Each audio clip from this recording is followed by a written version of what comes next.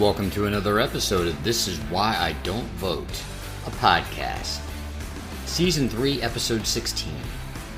Your safe space to discuss sports, politics, social issues, and even religion, where we will take it all very seriously, but not too seriously. What's on the slate for this week? Biden fall down.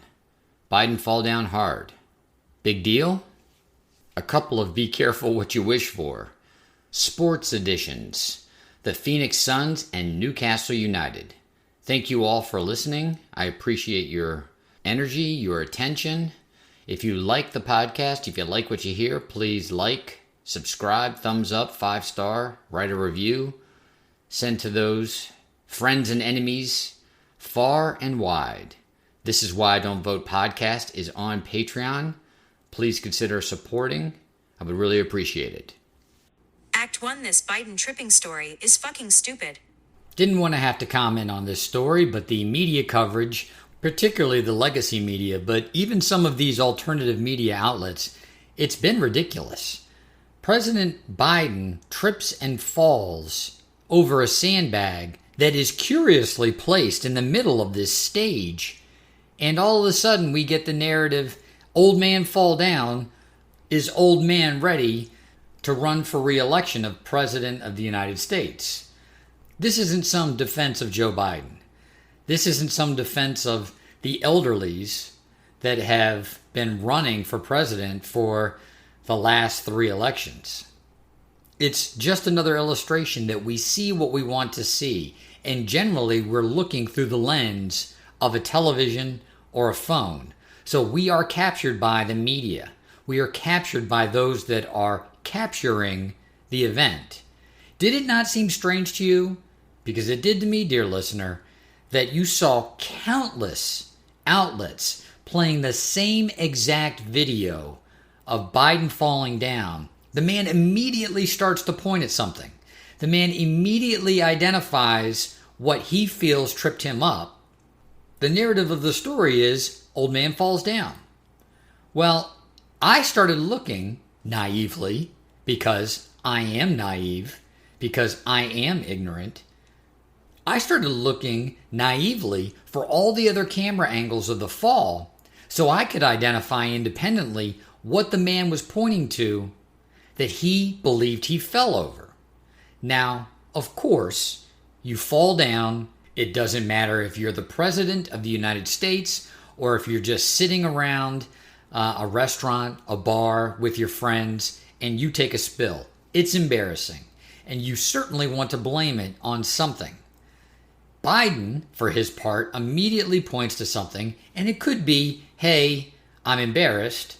I'm going to point to something that does not exist in order to try to justify the fact that I'm old man and I fell down. Yet days after the incident, sure enough, there's a sandbag sitting strangely in the middle of the stage. That sandbag may have been placed there to hold the teleprompter or the dais in place that Biden was speaking at. But the sandbag was certainly there, and it was certainly in the middle of that stage. Have you ever watched a football game? Football in particular, but even baseball, and a play happens, and you look at the replay, and you're like, oh, I don't know. I don't know if he caught it. I don't know if he was out of bounds. I don't know if he was safe. I don't know if he was out. Let's see the replay, and let's see the gazillion different angles that all the cameras in this stadium, in this ballpark, have captured, and let's watch them ad nauseum. There's these peculiar incidents in these sports where, for whatever reason, whether or not it's players obstructing each other, whether or not it's just where this incident happened on the field, you don't have a good angle to get those infinite replays, and you're judging based on one camera angle. I was very surprised that in a graduation at the Air Force Academy, there was only one camera angle to depict whether or not Biden just fell down or whether or not he tripped over an object. After some true heroic journalism, there were some still shots that showed that Biden very likely tripped over this sandbag, and that pointing to it immediately after he did trip on it, that wasn't just out of embarrassment or to try to mend his wounded ego. He very likely did trip over a sandbag that was curiously placed in the middle of this stage. We are constantly being reminded that we see the world through the story that we tell ourselves, through the lens that we create. If you're looking for evidence that Biden is an old man and that he doesn't have the cognitive or the physical capacity to run for re-election of President of the United States, you're going to continue to see it. And what's interesting is that narrative seems to be pervading not only the public consciousness, but the media consciousness. I'll admit that I don't want Biden and I don't want Trump as my presidential candidates in 2024, specifically for the reason that I don't believe, and I've stated it on this podcast numerous times, that octogenarians that are pushing into their 80s are the best and the brightest that we have to not just run this country, but to take the highest office that this country has to offer. You can start with Bill Clinton. We're going to start in the modern era of presidents. We're not going to go all the way back to the 80s, but probably even in the 80s. You could look at Carter, you could look at Reagan in particular, and you could look at George Herbert Walker Bush. Look at them when they run for their first presidential election. Even Reagan in 76, and then in 80, and then look at them when they're running for their second presidential election, and then look at them in the second and third year of their second term. Granted, Carter, George Herbert Walker Bush, and Donald Trump did not have a second term, but these people look ostensibly older in 4 years after having served as President of the United States. George W. Bush and Barack Obama in particular, they aged 25 to 30 years in 8 short years. Being President of the United States is probably the hardest job in the world. It's interesting that we don't believe that we have anybody younger and more virile that's prepared, that's ready, that's worthy of the job. Having said all of that, whether or not you want Biden to run again, whether or not you feel like he's up to the job, this tripping incident is not the indictment of Biden's capacity to run for president again or to govern again. A man tripping over a sandbag placed, again, strangely in the middle of a stage and leaning on this as fodder to indict the man's capacity to run for election again or to govern again, well, it's pretty fucking stupid. Act 2 Be Careful What You Wish For, Phoenix Suns Edition. Only time will tell, but this segment may fall into the category of once again I was wrong. I stated boldly, definitively, that once Robert Sarver sold the Phoenix Suns, that Phoenix Suns basketball team would win a championship within 2 to 3 seasons. I may have been as bold to say 2. I can't remember. I'm not going back to listen to the segment where I made such prediction to determine the authenticity, or the accuracy is probably the better word, of that prediction. I do remember saying that the Phoenix Suns would in fact win a championship out from under the yoke of the Robert Sarver era. Well, Matt Ishiba comes in. I think I'm saying his last name right. If I'm not, oh well. Not enough people listen to this to get pissed off about it anyway. Matt Ishiba comes in. He trades for Kevin Durant. Excitement in the Valley of the Sun. And after another disappointing playoff loss, he fires Monty Williams, a very effective coach. And how effective is he? He was hired during the Robert Sarver regime, and he actually coached the kids up to the point where they were playing good basketball. A broken clock still tells the correct time at least twice a day, and that was the ownership tenure of the Phoenix Suns under Robert Sarver. There were a couple of moments in that 2-decade-long ownership tenure that the Phoenix Suns were good at basketball. Did he do everything in his power to make sure that they didn't win? Yes, he did. I feel it fair to say that if not for Monty Williams coming in and really helping the growth of the young basketball team that was the Phoenix Suns, I believe it was in the COVID bubble that they really started to come together, that very likely would have been the next team in Phoenix that got blown up, and there would have been another number one draft pick. There would have been another scapegoat in Devin Booker. Wash, rinse, repeat. Yet Monty Williams was able to turn around that young basketball team. Adding Chris Paul helped them get to the NBA Finals, and we can talk at length about whether or not Chris Paul and his oldness and his propensity for injury actually not only got them into the playoffs and got them into the finals, but held them back from winning said finals. That's another story. This segment, it's focused on Monty Williams being fired after one season, less than one season really, of ownership under Matt Ishbia. I'm going to go with Ishbia. I don't want to get too vulgar about it, but it seems like one of those, I'm the new big swinging dick, and I'm going to take control of this team type moves. It doesn't seem that it was all that strategic. If it had been a well thought out move, if it had been strategic, the Suns would have had a bunch of candidates lined up to interview for the job, such that there would have been continuity in the coaching staff. You wouldn't have any prolonged coaching search with a number of names being floated. And of course, all those coaching searches, they require those coaches to be able to put together a staff, and you wouldn't have all the speculation surrounding that. To further illustrate my point, I'm recording this on May the 31st, and on May the 31st, the year of our Lord, 2023, Monty Williams, the guy who was unexpectedly fired from the Phoenix Suns job, he already has another job. He took the head coaching position for the Detroit Pistons. So let's put that into perspective. Coach gets fired unexpectedly. He's already landed another job. The team that fired him is conducting a thorough search for their new head coach.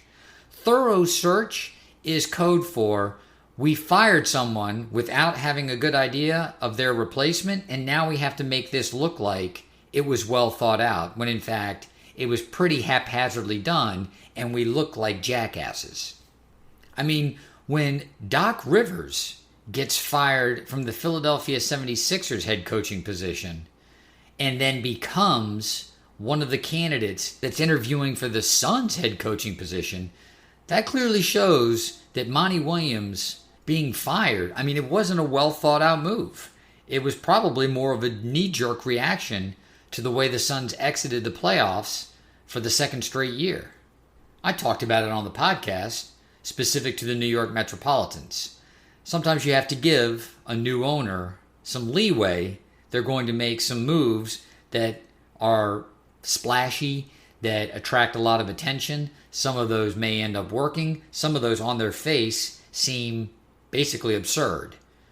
Steve Cohen bought the Mets, chirped a little bit on the Twitter, chirped a little bit on the social medias about the performance of that team, and as the Mets are wont to do, they had themselves a collapse. Come year two, Steve Cohen hired himself a reputable manager in Buck Showalter, and he shut his mouth, and he let Showalter be the face of the franchise, take the heat for the franchise, when, of course, well, that's such a Mets thing to say, of course, because they lost. The Mets won 101 baseball games. I need to count my blessings. But they did lose unceremoniously in the playoffs. Cohen let Showalter be the face of that. Be the face in the ups, be the face in the downs. As the owner, you take a step back. Maybe Matt Ishbia, I think I'm saying that right, he needs that same grace period. He needs that same 12 to 18 months to make some splashy moves, make some stupid moves, and then kind of gain that equilibrium as owner. What is his role? How visible should he be? How much should he have his fingers on the pulse of every element of the basketball team. It's important to understand as the owner what your role is, because the owner isn't going to change any of the personalities on the basketball court. The Suns have some big decisions to make over the course of the summer. DeAndre Ayton, I love him. I think he's a great basketball player. I think he is defining the role of the modern center in many ways, yet he disappears in games.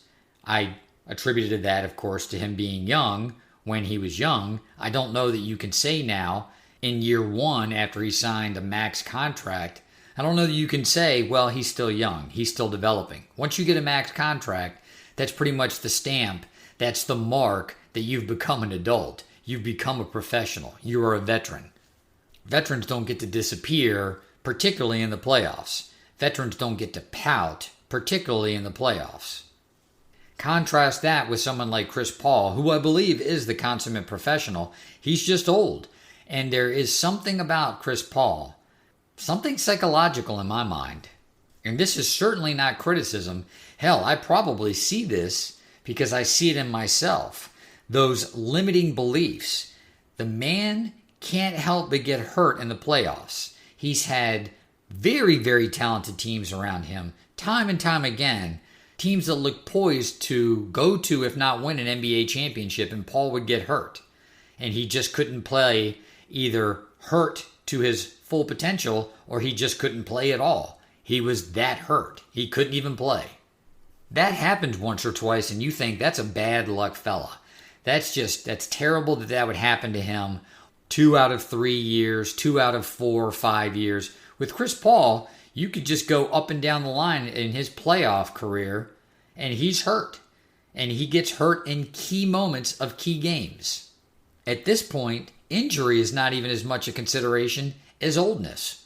He's old. The man has miles on him as an NBA player. Now, does that make him old in a relative sense? No, it doesn't. It makes him old in an NBA, in a professional sense. He's got a lot of miles on his body, and he can't run up and down the court anymore the way he used to the extent that he ever really did. I mean, Chris Paul is much more a control the pace, control the tempo type point guard, and I don't know, particularly after we saw the Suns run up and down the floor against the Denver Nuggets in the playoffs this year, I don't know that these Suns aren't going to mirror the Suns of the mid-aughts that would run up and down the floor with Steve Nash and Amar'e Stoudemire.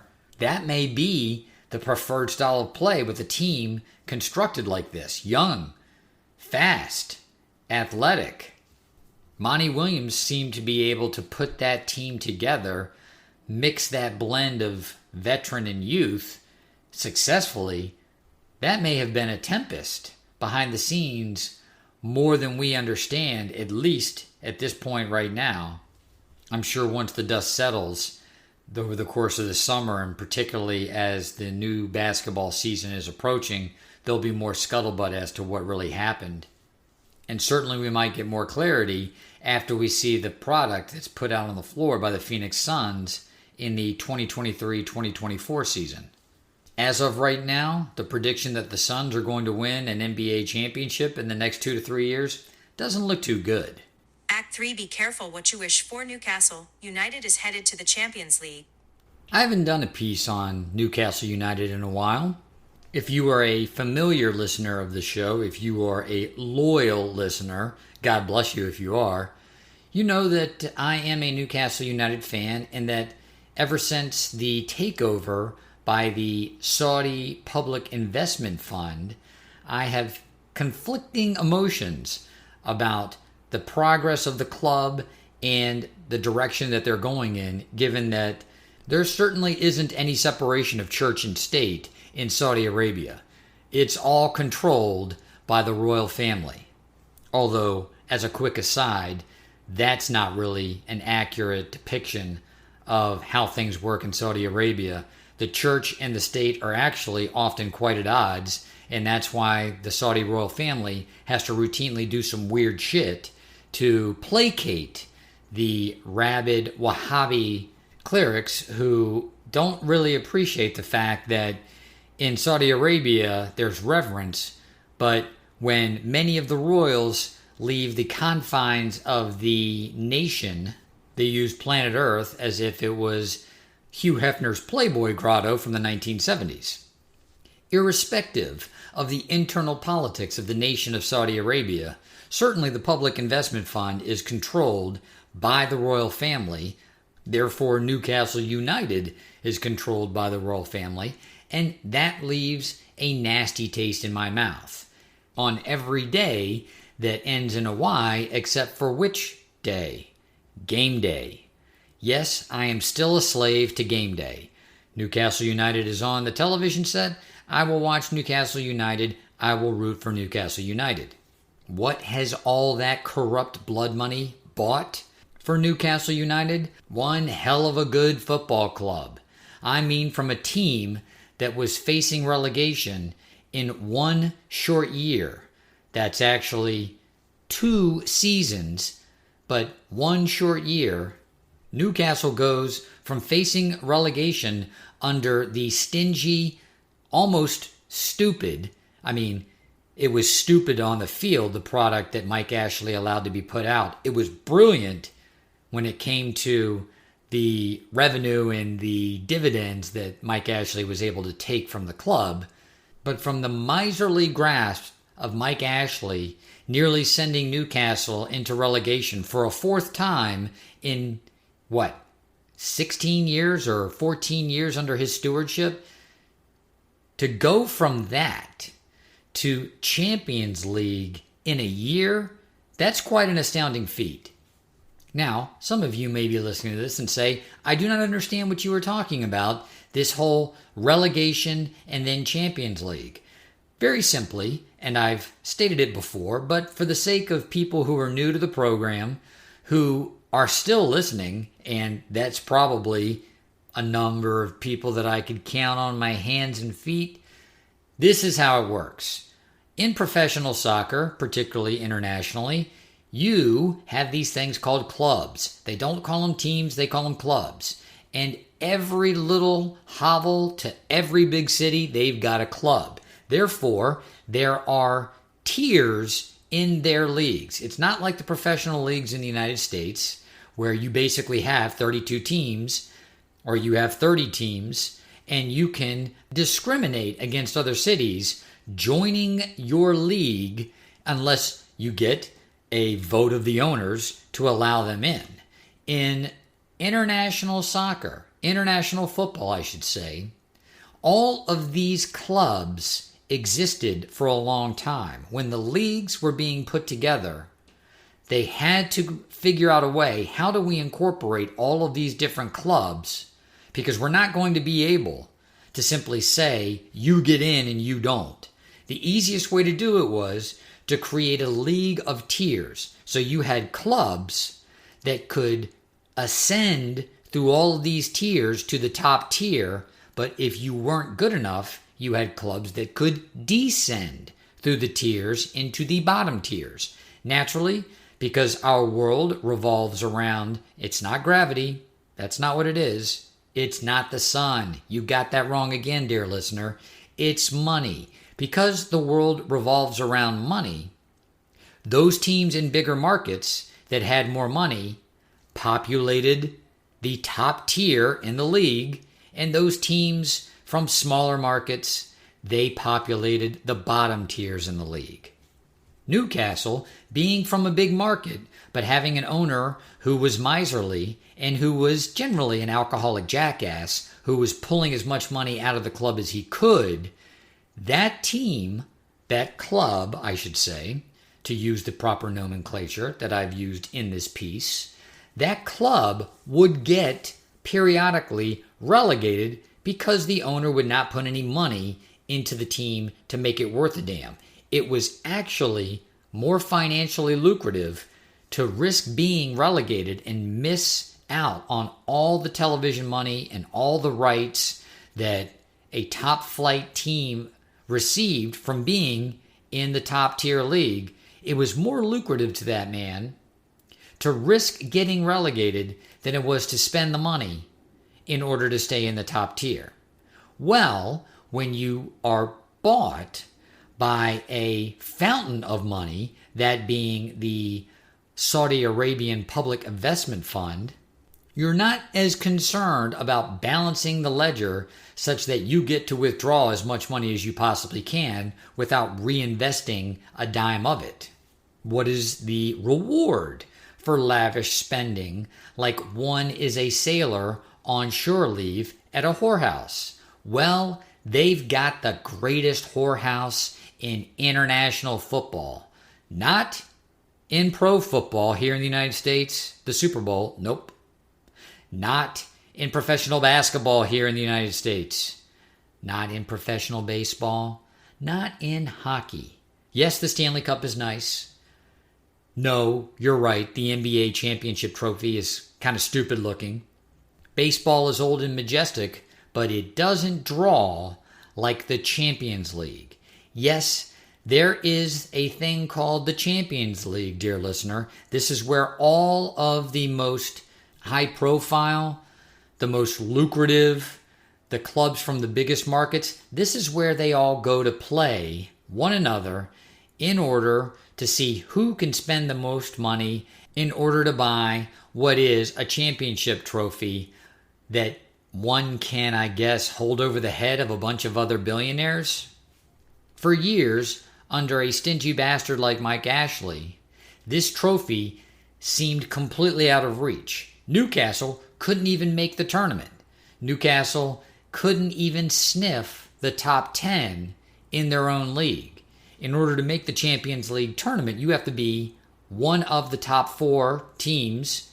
I keep saying teams, I should say clubs, but I'm an American. I'm channeling Peyton Manning from that Doritos commercial. You have to be one of the top 4 clubs. See what I did there? You have to be one of the top 4 teams to even get to the Champions League, and Newcastle was nowhere near that until they were purchased by the Saudi Public Investment Fund.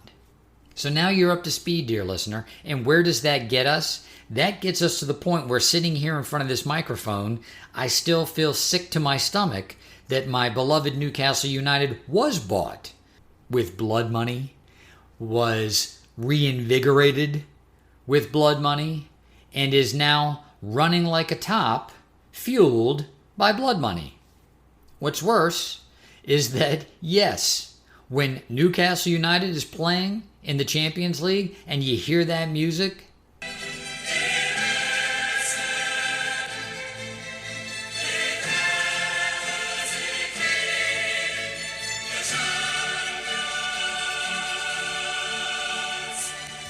yeah, a little bit of blood's going to flow into my penis. I will become excited. I will become excited in more ways than one. Newcastle United is going to play in the Champions League.